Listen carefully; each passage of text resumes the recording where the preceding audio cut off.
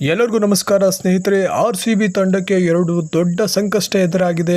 ಏನಪ್ಪ ಅನ್ನೋದನ್ನ ಈ ವಿಡಿಯೋದಲ್ಲಿ ತಿಳ್ಕೊಳ್ಳೋಣ ಬನ್ನಿ.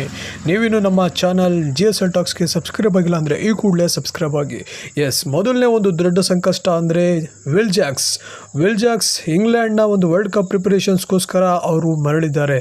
ಅದೊಂದು ದೊಡ್ಡ ಹೊಡೆತ ಆಗುತ್ತೆ ಸ್ನೇಹಿತರೆ. ಯಾಕಂದರೆ ಅವರು ಒಳ್ಳೆ ಫಾರ್ಮ್ನಲ್ಲಿ ಇದ್ದರು, ಲಾಸ್ಟ್ ಮ್ಯಾಚ್ ಸಖತ್ತಾಗೆ ಆಡಿದರು. ಹಾಗೆ ಇನ್ನೊಂದು ದೊಡ್ಡ ಹೊಡೆತ ಅಂದರೆ ವೆದರ್ ರಿಪೋರ್ಟ್. ಚಿನ್ನಸ್ವಾಮಿಲಿ ನಡೆಯುವಂಥ 18ನೇ ತಾರೀಕು ನಡೆಯುವಂಥ ಪಂದ್ಯದಲ್ಲಿ 70 to 80% ಮಳೆ ಆಗೋ ಸಾಧ್ಯತೆ ಇದೆ. ಮಧ್ಯಾಹ್ನದಿಂದನೇ ಶುರು ಆಗುತ್ತೆ, ನೈಟ್ ತನಕನೂ ಫುಲ್ಲು ಇದೆ ಸ್ನೇಹಿತರೆ.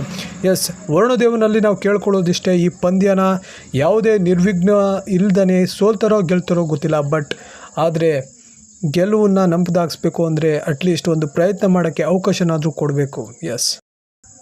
ಪಂದ್ಯ ಏನಾದರೂ ನಡೀಲಿಲ್ಲ ಅಂದರೆ CSK ನೇರವಾಗಿ ಪ್ಲೇ ಆಫ್ನ ಆಡುತ್ತೆ. ಹಾಗೆ ನಮ್ಮ ಒಂದು ಈ 5 ಕನ್ಸಿಕ್ಯೂಟಿವ್ ವಿನ್ನ ಒಂದು ಶ್ರಮ ವಿಫಲ ಆಗುತ್ತೆ ಸ್ನೇಹಿತರೆ.